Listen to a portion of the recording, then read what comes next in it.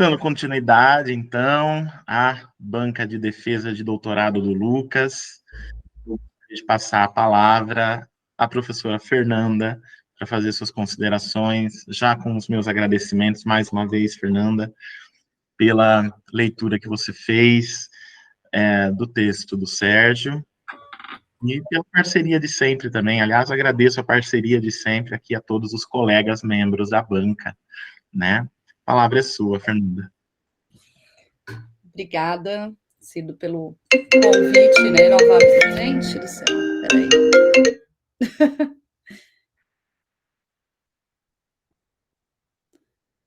Pessoal, desculpa, deixa eu... É porque estava conectado aqui no computador, meu telefone, eu nem vi, ele toca. Desculpa, deixa eu tirar aqui.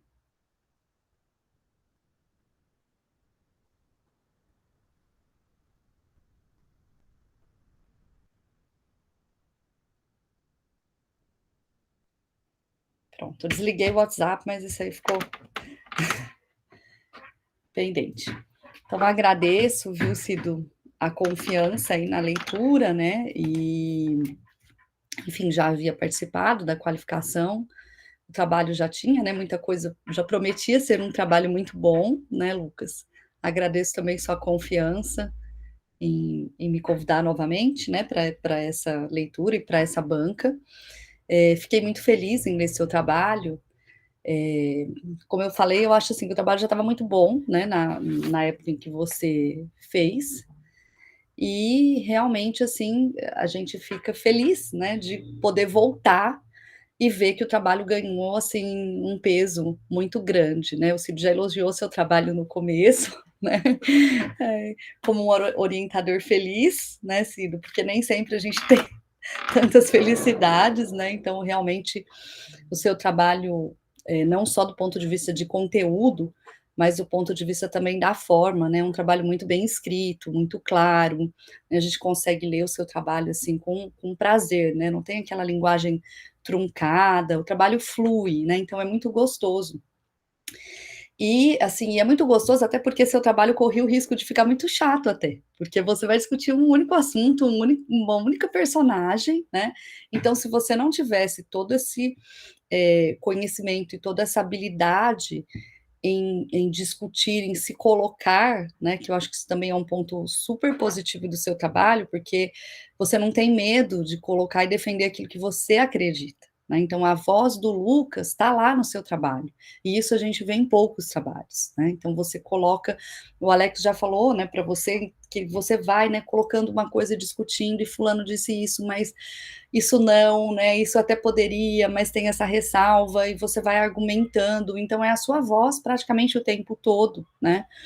Em uma coisa que é inédita, porque a gente trabalhar com tudo bem, né? Várias pessoas já falaram de Tolkien, tem inúmeros trabalhos e tudo mais, mas sustentar isso que você, de certa forma, diz até que você teve uma fé, né, em sustentar essa sua, né, essa sua posição, né, de que o Tom Bombadil é realmente, né, um mistério insolúvel, né? Então isso é corajoso no seu trabalho, né? Porque há outros trabalhos, inclusive, né, que tentam achar uma única coisa. Ah, Tom Bombadil é, né, é Deus, ou é Cristo, ou é, né, o próprio Tolkien, enfim, né? E talvez isso seja muito mais palpável e muito mais fácil de sustentar, porque ser um mistério, o mistério já é uma coisa impalpável, né? Então, você sustentar que algo é um mistério, né, já é algo que dá um certo trabalho, né? Você precisou ir lá, claro que você foi naqueles que usaram, de certa forma, coisas mais concretas para ir desconstruindo isso, né? E sustentar o Tom Bombadil, então, como um mistério, né? Então, eu te parabenizo, né, por isso, e auxílio também, né, por sustentar a sua ideia também, né, porque tem gente que poderia correr, né, pode ser que alguns orientadores corressem, mas o Cido gosta de pensar fora da caixinha, né, eu também gosto de pensar fora da caixinha, eu acho que é bom esses trabalhos que trazem, né, inovações, né, para a academia, né. Então, você pega esses significados possíveis, alegóricos, concretos, né, alguns impossíveis também, né, porque teve um lá que eu ri demais, que ele falava que era associação com o Papai Noel, né, então tem coisas assim também que a gente fica tentando achar uma associação, meu Deus, que criatividade, né, como é que consegue chegar nisso, né, tem que ter um nível de criatividade e abstração que eu não tenho, né, enfim. Então, você coloca e a gente vê que você teve muita leitura, né? Você foi a muitos textos, o Alex reforçou isso já para você, né? Há muitos textos, você leu muita coisa para poder fazer essa desconstrução das coisas muito certinhas, muito concretas, né? Enfim. Então, acho que você, dessa forma, contribui para os estudos do Tolkien, né, ao tratar desse assunto, né? Então, esse mistério de Tom Bombadil, né? E eu vi que você coloca até lá uma tese, né, que, se eu não me engano, mais ou menos de uns 10 anos atrás, de uma pessoa que se chama Fabrício Monteiro, se eu não me engano, né, que era o Tom Bombadil, um personagem sem lugar, né? Eu não sei se você leu alguma coisa, foi uma curiosidade, você também não tinha obrigação de ler tudo, né, obviamente, né, mas se você pelo menos olhou lá o resumo, alguma coisa, se você olhar, é uma das coisas que eu fiquei curiosa, não é pelo, mas é que eu fiquei curiosa em saber, né, porque até pelo título, assim, um personagem sem lugar, né, eu fiquei pensando em que sentido que ele está falando sem lugar, né? Porque eu não sei se é sem lugar, né? Eu acho que é assim, que tem esse mistério, mas não que ele não tenha um lugar na obra. Talvez ele tenha um lugar muito até intencional, muito bem colocado como mistério, né? Justamente esse mistério é que te fez pensar. Se ele fosse né, um sem lugar, né? Talvez na obra não tivesse nem muito o que falar sobre ele. Talvez você não tivesse se debruçado nisso, né? Então, só se você leu, eu queria que você, ou agora também, podemos estabelecer essa forma de diálogo, só você me falar isso, né? Se é diferente do que você pensou, claro que é, né? Mas se segue alguma linha mais ou menos, se ele fez alguma tentativa mais ou menos nesse sentido ou não, foi só uma curiosidade, porque como você dialoga com vários, né? Eu fiquei pensando nisso, Lucas, se você fica à vontade. Posso falar já, professora, desde já inicialmente eu agradeço toda a leitura, as contribuições prévias também, que enriqueceram muito o trabalho final. E em relação a esse texto em particular do Fabrício Monteiro, ele, na verdade, é um texto, se não me engano, de um aluno do curso de Ciências Sociais. E essa questão do sem lugar, ela diz respeito ao filme, que ele vai apresentar personagem e, trabalhando com conceitos próprios da área, ele vai fazer essa relação com o filme, porque no filme a personagem não aparece. Entendi. Ok. Era só uma curiosidade mesmo. Ok. Uma outra coisa, adorei a capa também, né? Você colocar, foi original, coisa gráfica, né? Eu me lembro, até me chamou a atenção, porque eu coloquei na minha capa do doutorado uma imagem. Karen foi da banca, não sei se Karen se lembra, também já faz tempo, né? Mas tinha uma imagem em uma época que ninguém colocava quase imagem. Eu fiquei com um pouco de medo se eu deveria ou não, né? Eu falei, eu vou ser rechaçada ou não pela capa. Aí me chamou a atenção também você ter colocado, né? Quebrar um pouco esses protocolos, como diz o Cido, né? E uma outra coisa que eu gostei muito de você ter ido às cartas do Tolkien, eu não me lembro se foi a Karen que deu essa sugestão, mas eu me lembro que alguém tinha falado um pouco sobre essa questão. Se foi Karen, Renata participou, não participou? Talvez a Renata, não sei, né? Eu me lembro que alguém te falou alguma coisa sobre isso. Mas eu achei que foi bom, né, que te rendeu. Às vezes as cartas deixam algumas sugestões. E eu acho que foi a Renata também que falou do vídeo do Tolkien. Eu me lembro de alguma coisa assim, porque você concordava um pouco com muita coisa e ela disse, não, mas isso pode ser justamente importante para o seu trabalho e tudo mais. E parece que você fez bem isso, né? Então é algo que eu também achei bem interessante, essa discussão que você faz das cartas, né? Questionar o Tolkien, né? Que eu acho que realmente, né, tá ali, mas desconfia, né, às vezes ele tá falando, mas é justamente o oposto, né, e aí você coloca algumas questões, assim, até de ser uma questão de pós-modernidade, né, você não desenvolve muito isso, eu até achei que você poderia, mas não dá, né, seu trabalho tem coisa demais, enfim, mas é bem isso, né, assim, às vezes aquilo que o autor tá falando, né, não é isso, é isso, né, ou não faça isso, é para você realmente desconfiar. E eu gostei muito, então, dessa discussão que você faz, porque você também não faz só concordando, você não faz, enfim, você sabe aproveitar, né? Não é uma coisa assim, eu vou repetir o que Tolkien disse, né? Então, eu achei muito interessante esse uso que você fez, justamente das cartas, né? E também essa discussão, né, que você faz com os elementos da natureza, né, ar, fogo, terra e água, né, principalmente água, acho que tem tão a ver mesmo com Tom Bombadil, né, essa coisa de ser uma ideia de liquidez, né, me lembro o Bauman aqui, né, que é muito adequada à questão do Tom Bombadil, né, muito líquido mesmo, né, a gente não sabe, eu acho que eu achei alguma coisa aqui sobre ele que pode, mas acho que não, né? Ele continua sendo um mistério. Então, quer dizer, ele é formado de diversos mistérios, é um mistério que se forma de diversos mistérios, né? Realmente, de questões que, né, não te levam a uma leitura única, né? E isso é que faz o seu trabalho uma coisa muito interessante, né? Então, gostei muito, né? E essa ideia de você dizer, né? Ele é um mistério e ele deve continuar sendo um mistério, né? Porque talvez seja isso que realmente traga a grande importância dele, né, para essa discussão que você fez, né, não ser, e você usa uns termos lá que eu gostei muito também, não é uma fresta, né, uma fresta que nunca fecha, né, uma identidade que não é fechada, né, então achei bem interessante isso, né, e também esses caminhos possíveis, né, que você traça como os 3 caminhos possíveis e que você escolhe justamente, né, o mais difícil, que é sustentar esse mistério, né, você respeita, inclusive, né, você coloca essa palavra, eu achei bem interessante, forte e interessante, né, respeitar aquilo que ele é, né, sem diminuir, negligenciar, etc, né. Também gostei muito da discussão, né, das discussões, dos trechos que você vai buscar para discutir, né, o Tom Bombadil. Então, a questão do anel, né, quando o Frodo entrega o anel, né, e que o Tom parece ter um domínio sobre o próprio Frodo, né, então, e você aventa até a possibilidade dele ser superior, né, a Sauron, né, que forjou o anel e tudo mais. Então, eu achei bem interessante essa discussão, bem pertinente esses trechos, porque você não traz tantas referências, mas as que você traz, você discute várias vezes e ampliando as discussões. Então, eu gostei disso, dessa forma que você faz, porque os trechos que você trouxe, realmente, eles são representativos daquilo que você quer falar.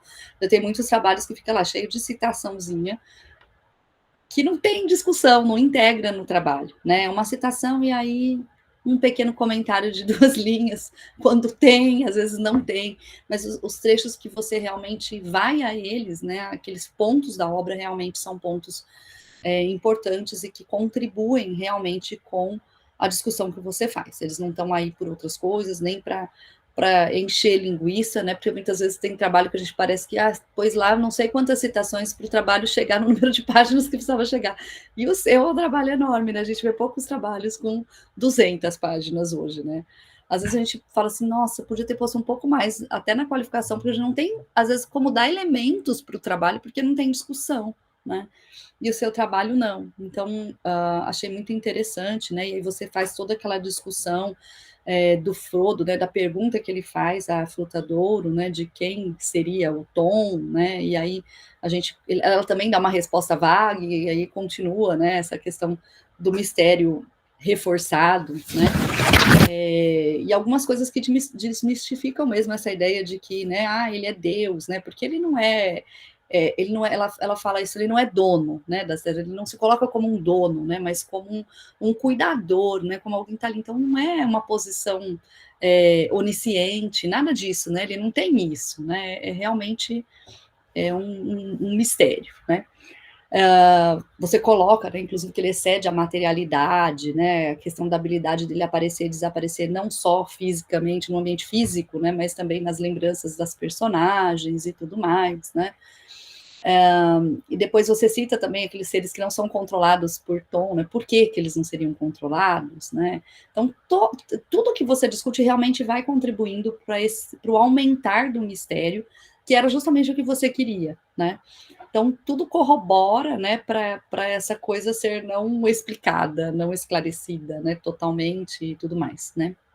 Então, eu gosto muito dessa ideia, né, que você coloca até como paradoxal, né, e tudo mais.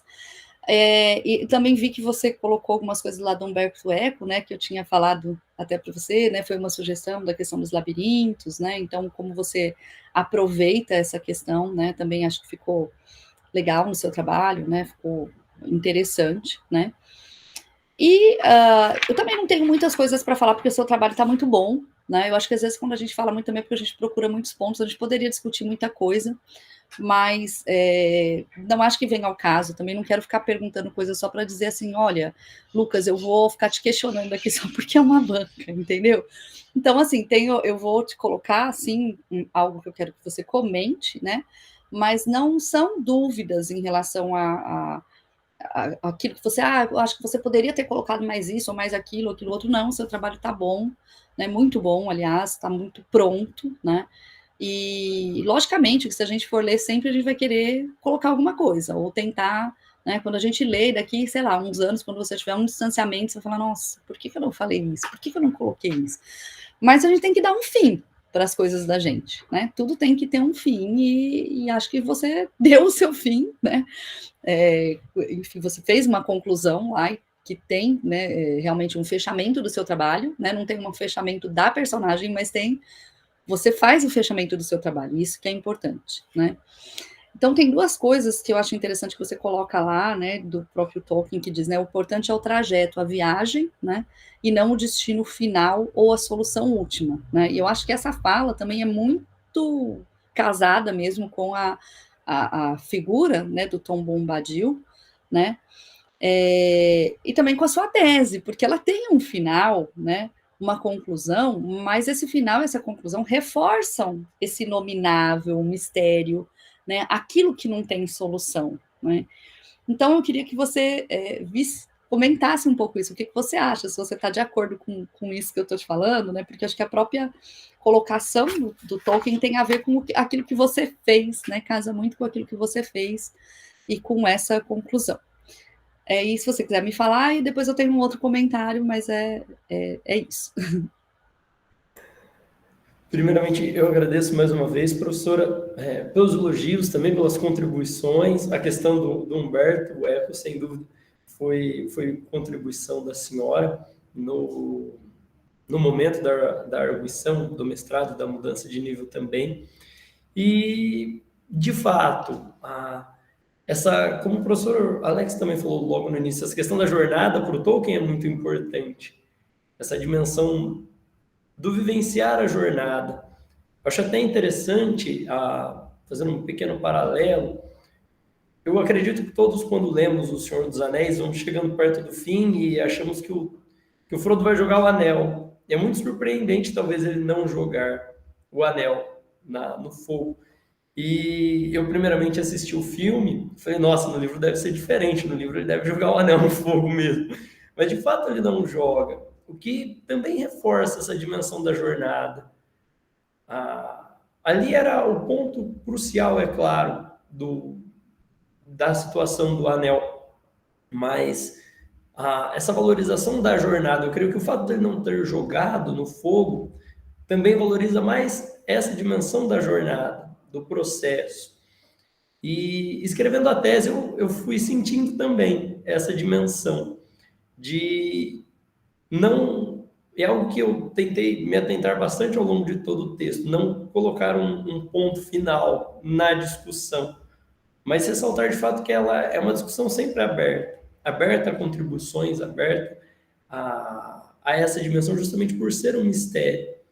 Talvez nesse sentido seja um pouco diferente até, conversando com os meus familiares sobre a tese, falar, qual que é a sua tese? A minha tese é que não tem uma resposta.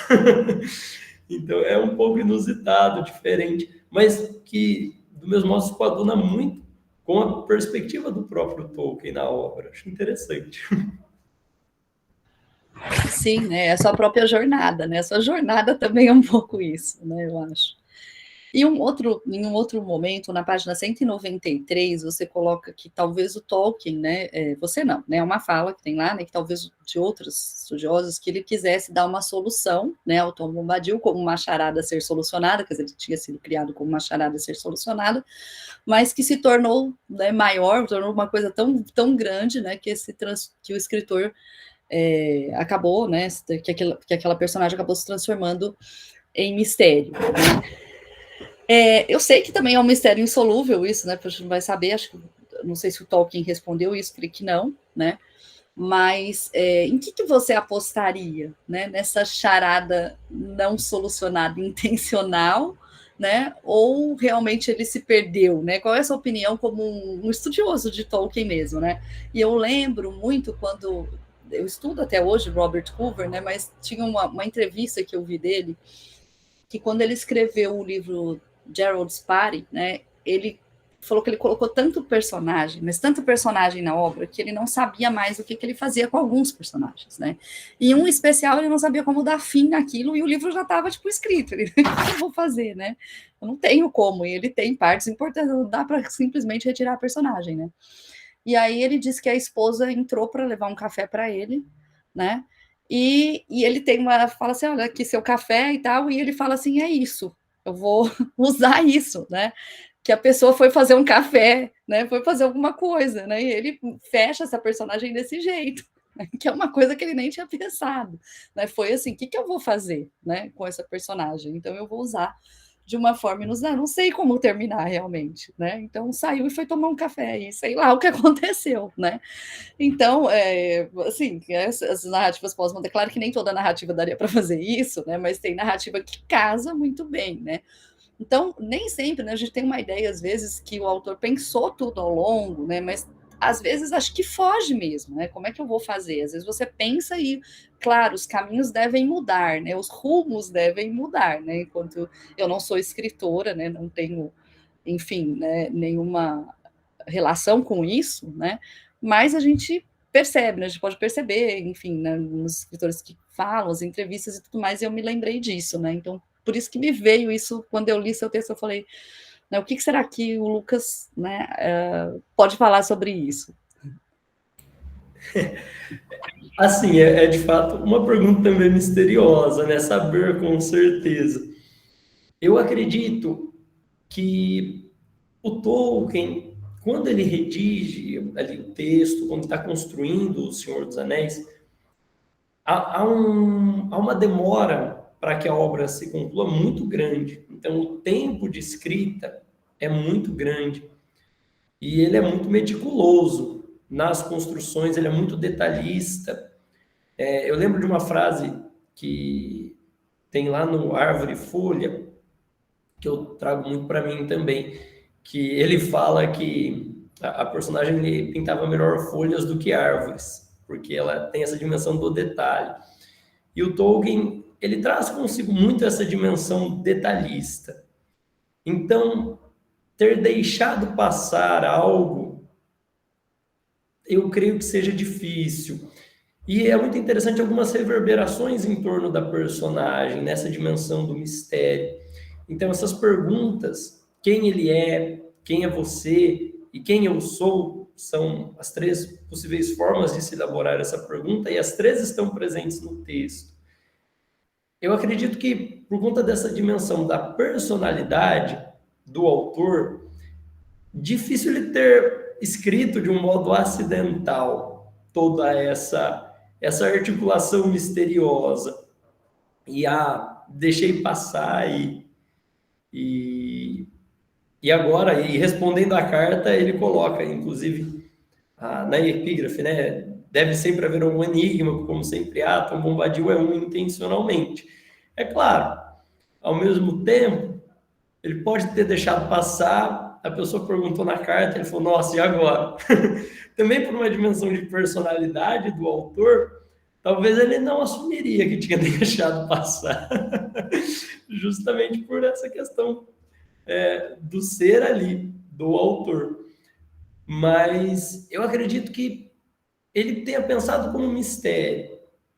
Agora, que ele pensou tudo, absolutamente tudo aquilo que está ali, talvez tudo não, mas ter pensado, olha, vou manter algo, talvez ele tenha pensado em algo misterioso, não um mistério propriamente dito, fazendo essa relação.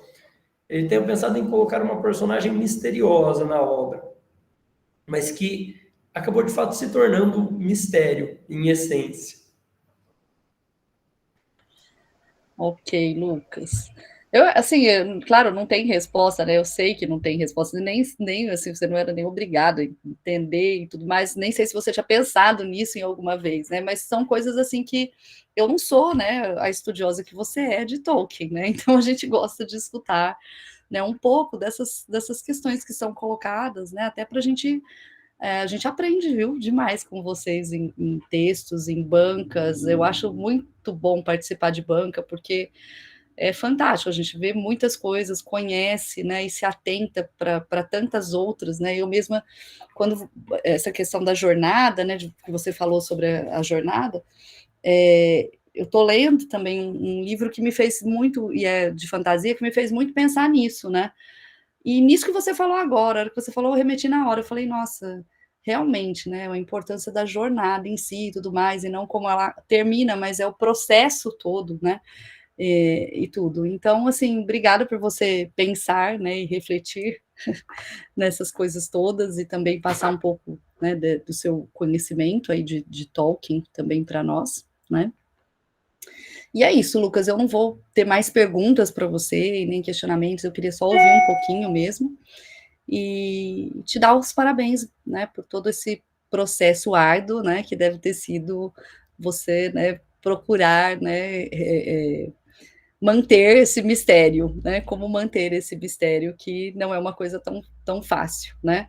Refutar às vezes é fácil, mas você refuta e mantém para sustentar alguma coisa, né? Isso é difícil, né? Para você sustentar. Então você foi discutindo, negando, concordando parcialmente, né? E tudo mais, mas você conseguiu o seu objetivo maior, que justamente era sustentar, né? Esse mistério Tom Bombadil, tá? Então, é isso, Lucas. Eu estou satisfeita, né, com a sua fala, com a sua discussão, e só quero te parabenizar e Alcide também, mais uma vez, e agradecer por poder participar e ler seu trabalho novamente.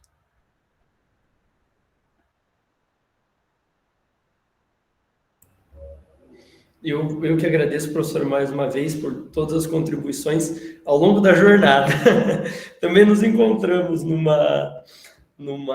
evento nesse meio tempo também, entre a defesa agora e a arguição. Mais uma vez agradeço muito. Obrigado, Fernanda. Então, satisfeita, Fernanda?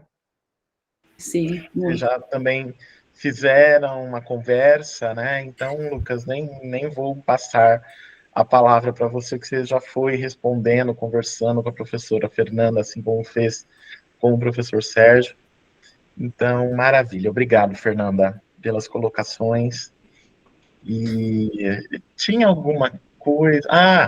Que eu ia comentar com você com relação à imagem na capa, né, do Lucas. Então, essa imagem, ela acabou se tornando uma espécie de, assim, só os meus orientandos que estudam Tolkien que colocam imagem na capa. É uma imagem que virou uma espécie de confraria. Todos eles usam essa imagem. Desde o primeiro, né, que trabalhou com o Tolkien e que resolveu colocar essa imagem, eu achei muito legal, porque eu também gosto, né, acho que fica legal, fica bonito, fica diferente. E aí todos eles usam, vários, né, o próprio Sérgio também usou, né, o Stefano usou, e agora o Lucas, né, e outros, o Samuel também, né, um outro orientando que também trabalha com Tolkien e vai defender essa semana, inclusive, o mestrado dele. Então virou uma espécie assim de marca registrada, de confraria dos estudiosos de Tolkien aqui na Unesp. A capa tem geralmente os dizeres do Um Anel, né? Ou alguma coisa que refira, né? Alguma imagem, por exemplo, o símbolo, né? Da assinatura do Tolkien, né, que é a junção das letras, né, do nome dele. Então, eles sempre colocam uma imagem desse tipo, mas é só eles que fazem isso, por incrível que pareça. Os demais não se interessam em colocar imagens na capa, o que eu acho, assim, acabou virando uma confraria. Muito legal. Enfim. Então, eu passo agora a palavra à professora Karen. Mais uma vez, Karen, muito obrigado, viu, por aceitar participar de mais uma banca, e a banca do Lucas, que você também esteve, né, em outra oportunidade. Muito obrigado desde já, então, a palavra é sua. Obrigada, Cido. Obrigada, Lucas, pelo convite. É ótimo estar aqui. Sempre é bom, não é? Com a Fernanda, o Sérgio, o Alexander. A gente vai tendo uma confrariazinha de defesa de banca também, né? É muito gostoso isso, porque eu acho que isso também, né? E é uma confraria que está crescendo, isso é muito bom, muito gostoso de ver. Significa que esses estudos estão cada vez mais fortes, né? Trazendo mais frutos, né? Se fortalecendo. Então, é uma alegria muito grande poder participar disso e poder ver o trabalho do Lucas nesse formato final, completo, definitivo, né, Lucas?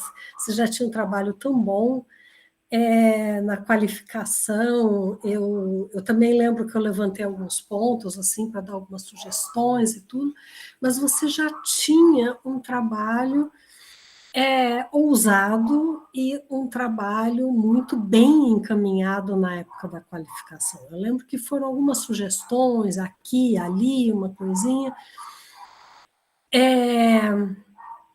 Mas eu concordo com a Fernanda, né? Você trabalhar com um personagem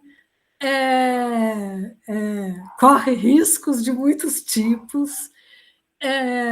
Você driblou todos eles e chegou ao final, né, do seu trajeto com um trabalho muito, muito bem feito, muito bem escrito, e um trabalho que eu acho que tem uma natureza é, especial, porque você levanta muitos dados, né? Alexander, Sérgio também já comentaram isso, né? Você levanta muitos dados, leu muita coisa, comentou muita coisa. Então, o seu trabalho é um grande panorama do que se discutiu, né? Do que se tem pensado, né? De como o Tom Bombadil tem sido lido. Mas você dá um passo além.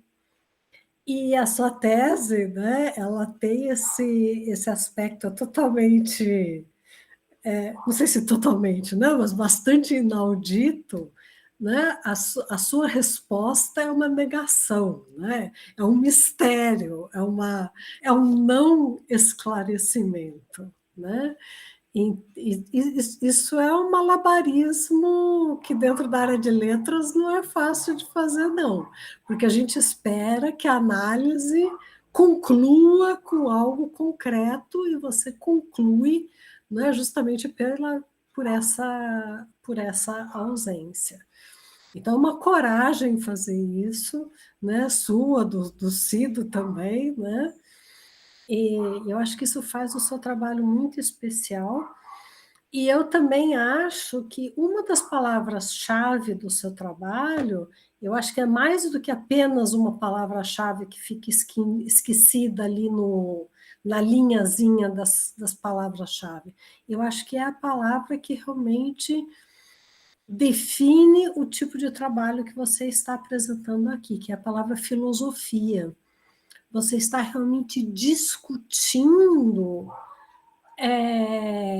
a obra do Tolkien, a proposta do Tolkien, né? A concepção estético-filosófica do Tolkien a partir, né, do Tom Bombadil. Então, isso eu achei que você realmente teve uma percepção, né, que se você recorre à teoria literária, você recorre, né, à psicologia analítica, né, quer dizer, você realmente se serve de uma série aí de ferramentais para discutir o seu objeto, e eu acho que o viés filosófico do seu trabalho é especialmente forte, e E eu acho que é isso que permite que você dê esse pulo, né, rumo a esse, digamos assim, esse vazio, entre aspas, porque na letras a gente sempre fala assim, cadê, né? Eu estou com o livro aberto, cadê? Mostra para mim, onde? Né? E não é esse o tipo de abordagem. Né? Como a Fernanda disse, você vai avaliar uma e descartar, avaliar outra e descartar, avaliar outra e descartar, porque você está discutindo a coisa e não querendo dar uma resposta, tipo, eu vou dizer o que ninguém disse, eu vou esclarecer Tom Bombadil, né? E eu acho que por esse viés filosófico, você justamente mostra uma dimensão dessa personagem que eu acho que é por isso que quem analisou antes justamente não chegou nisso, né? Eu acho que você justamente usou esse ferramental, digamos assim, mais extremo, né, da filosofia no seu trabalho. E aí você também traz, por conta disso, eu acho que você traz certos elementos para o seu trabalho que estão de acordo com essa sua visão da questão. Eu vou, assim, só a título de exemplo, eu vou citar um trechinho seu, mas, enfim, poderia até ser outro trechinho. Mas esse eu escolhi. Deixa eu pegar aqui, deixa eu pegar o meu arquivo do Word. Você diz assim na página 116, 110. Você diz assim: Tom é disposto com uma personagem moralmente neutra. Porque você está discutindo outros comentadores, né? E você está levantando justamente aspectos levantados, né? Mas eu achei esse comentário seu interessante, essa frase, né? Que você está levantando ali nessa hora, porque quando a gente fala em moral, a moral é um tema de discussão filosófico, né? A moral, para você falar é positivo, é negativo, é neutro moralmente, você tem algum sistema moral, algum código moral a partir do qual você mede esse aspecto positivo, negativo ou neutro. Né? É um sistema de condutas que é aceito dentro de uma certa sociedade, dentro de uma certa comunidade. E, normalmente, quem dá para essa sociedade esse sistema de condutas, de certo e errado, né, de valores, é a religião, e racionalmente, né, que não seria, digamos assim, um viés racional em si, né? E a contrapartida racional, que seria a própria filosofia, que tem uma discussão moral, né? Mas eu acho que é na religião que está o centro de onde vem, normalmente, né, nas várias sociedades humanas, vem a concepção moral. Então, quando você diz que Tom Bombadil é neutro, eu acho que você tem um sistema moral na sua cabeça que você está usando, porque você está discutindo, os teóricos que estavam levantando e discutindo se ele é bom, se ele é mau, se afinal de contas ele é confiável, se não é, né? Quer dizer, você tem um parâmetro moral, eles também têm, né?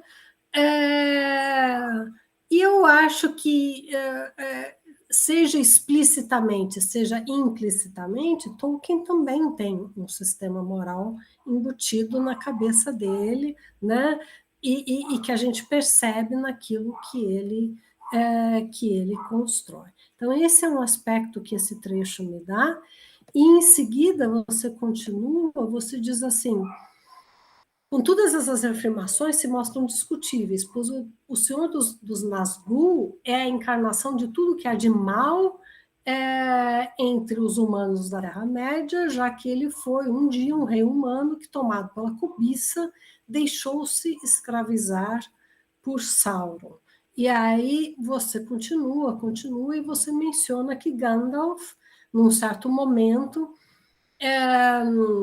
chama, né, ou manifesta para o Tom Bombadil a vontade de ter uma longa conversa com ele, e isso, né, na sua argumentação, comprova o caráter benigno do Tom Bombadil, né? Se ele não fosse benigno, o Gandalf não iria lá consultá-lo, né?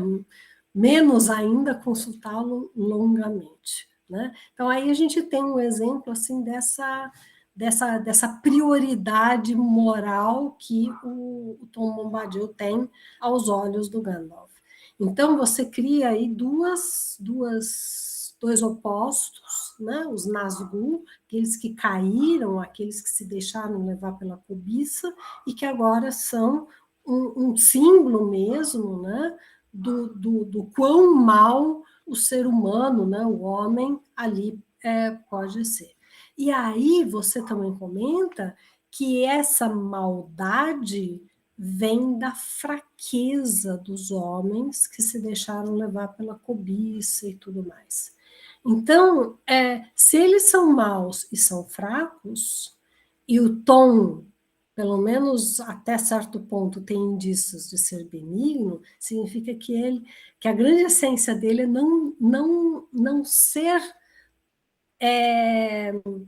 não ser alcançado por essa fraqueza, não ter uma fraqueza, não estar submetido a essas tentações que representam a fraqueza.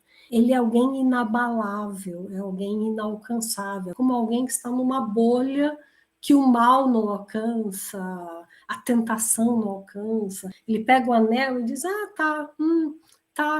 aqui está um anel, e daí? Né? Ele não é alcançado por nada, né? Então, não é que ele está acima ou que ele está abaixo, ele está simplesmente além. E é nesse ponto que eu queria chegar. Eu acho que o seu trabalho, eu acho que deixa isso claro para o leitor. Tom Bombadil é alguma figura que não pode ser olhada como a gente olha as demais personagens, não apenas de Tolkien, mas personagens que a gente normalmente vê na literatura, que podem ser de carne e osso, entre aspas, né, ali, né, ou dentro do texto também podem representar, sei lá, um fantasma, alguma coisa não necessariamente carnal, mas alguma coisa cuja concepção a gente apreende, né? Um fantasma, uma alma errante, a gente consegue entender aquela criatura e o Tom Bombadil, ele escapa à nossa compreensão. Eu acho que é isso que você nos mostrou aqui. Então, eu acho que a sua tese, ela mostra, né, na sua argumentação, né, passo a passo você vai mostrando isso, que Tolkien construiu um mundo ficcional, eu estou falando amplo, né, não é o Senhor dos Anéis, não é essa obra, não é aquela, mas assim, o conjunto, né, do universo que ele concebeu. Eu acho isso muito interessante que o seu trabalho tenha apontado para isso, né? Ele construiu um universo, um universo do concreto, né? A terra, o chão, as pessoas andam em cima, correm para lá e para cá, pegam a espada, tal.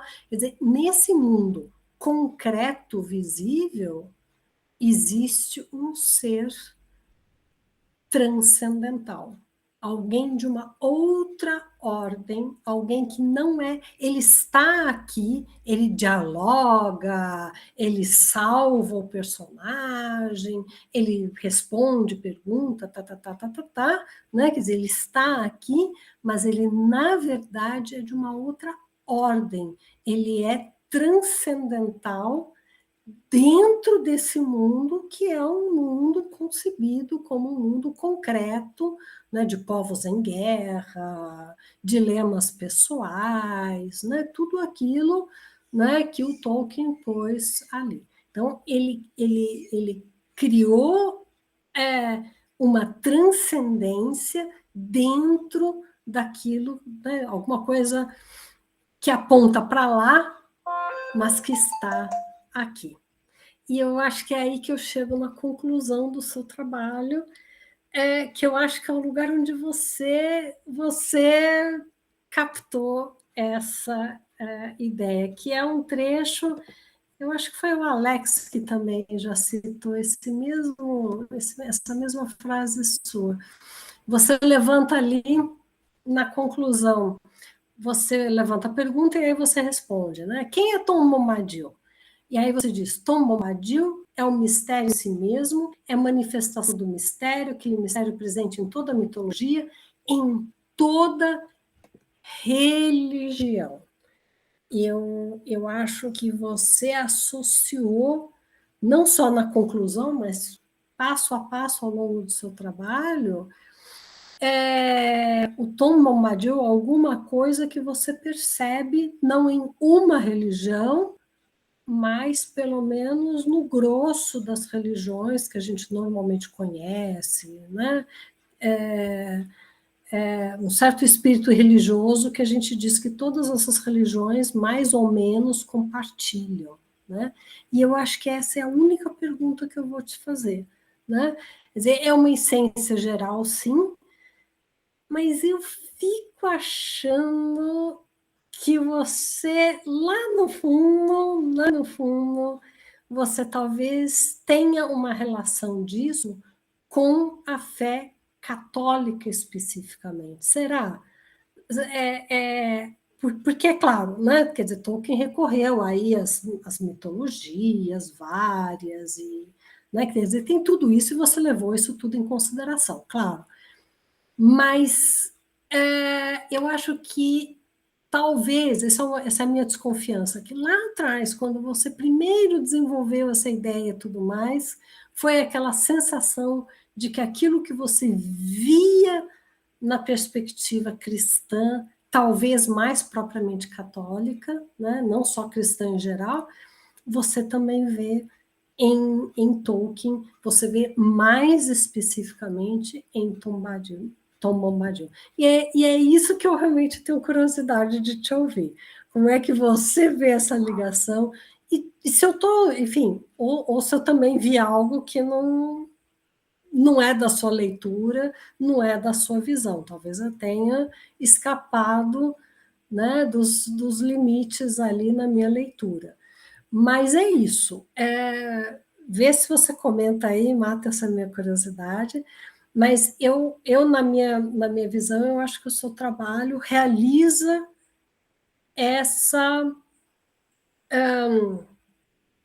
na verdade, você alcança essas duas realizações. Você dá mais uma amostra da magnitude do texto de Tolkien, né, da complexidade da confecção ficcional do Tolkien, e eu acho que você abre margem aí para uma leitura não só de mitos variados, mas de um próprio senso, de um próprio sentimento da religião, né, no sentido mais puro, mais imaculado mesmo, né, dentro dessa ficção. Né, que a gente tem que lembrar sempre, né, que é uma ficção cheia de sangue, traições, né, também de coisas muito, né, de muitas perdas, muita coisa negativa tem também nesse mundo ficcional, né, que é complexo, não é um mar de rosas, muito pelo contrário, né, mas que tem certas luzes piscando e indicando caminhos melhores para os personagens ali dentro e também para nós, leitores, que estamos aqui fora. Então é isso, Lucas. Fique à vontade aí para conversar alguma coisa comigo aí sobre isso. Perfeito. Primeiramente, eu agradeço muito e de modo especial a senhora professora Karen, que me acompanha desde antes, né, desde o processo seletivo para ingresso no programa de pós-graduação da Unesp. Também, como o próprio professor Cido também já falou em momentos anteriores, a senhora também apontando essa possibilidade de realizar o doutorado direto, ali inicialmente, no processo seletivo. Então, eu agradeço muito a senhora, de modo especial, por me acompanhar aí há mais tempo. Não há mais tempo que eu Cido apenas. E também por todas as contribuições ao longo de toda essa trajetória. De fato, a minha vivência de fé, a minha vivência religiosa dentro da fé católica, ela é muito forte dentro daquilo que eu vivencio no meu dia a dia, dentro daquilo que eu busco, de fato, viver e também transparecer. Eu acredito que, de fato, a tese, ela sempre mostra quem nós somos. Além de discutir também sobre o texto, sobre o tema, ela também nos revela, à medida que nós vivenciamos. O Tolkien fala muito sobre isso, sobre não querer fazer uma alegoria, mas o fato de professar uma fé e de vivenciar essa fé faz com que, dentro da sua mitologia, dentro do universo que ele construiu, nós consigamos perceber ali diversos elementos que são possíveis, que são passíveis de associação, né? O Tolkien, ele não gosta dessa ideia da alegoria, ele prefere essa dimensão da associação, da representatividade. Então, de fato, eu também professo essa mesma fé. E eu creio que a conclusão nesse sentido justamente seja um momento em que eu deixo transparecer, talvez com mais clareza, porque, de fato, também o mistério, ele é presente em todas as religiões, e é justamente a partir do mistério que existe a fé. Dentro do nosso modo de compreender, eu gosto muito de uma frase de São João Paulo II, que a fé e a razão são duas asas que levam o ser humano a Deus. E não vejo, não entendemos, enquanto igreja, não entendo de modo pessoal, fé e razão como dimensões contraditórias ou opostas, mas complementares. Então, a personagem, nesse sentido, ela também atua nessa mesma dimensão. Há uma dimensão racional ali que nós conseguimos compreender da personagem, que a mantém mistério. Então, racionalmente, a personagem se mantém enquanto mistério. E a partir do mistério que existe a fé. Se tudo fosse explicado dentro do campo religioso, não seria necessária a fé. A fé, ela seria algo vazio, digamos assim. Porque se tudo é passível de uma explicação racionalmente possível de ser alcançada, eu creio que não existiria a fé. Poderia existir até a religiosidade como um fenômeno humano, mas eu creio que a fé propriamente ela não existiria sem o mistério, sem os mistérios dentro. E aí eu falo mais particularmente da fé católica.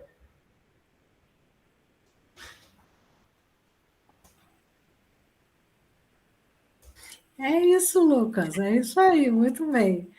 Cido, você está de parabéns com essa tese que você está levando aí ao final. Lucas, eu acho que o seu trabalho vai ser lido por bastante gente. E você está terminando um trabalho muito bem feito. Vocês dois estão de parabéns. Eu, de minha parte, estou satisfeita. Maravilha, Karen, muito obrigado pelas suas considerações, pelas suas colocações. Bom, então, finalizamos essa primeira parte, que é o momento da defesa, propriamente dita, das arguições, né?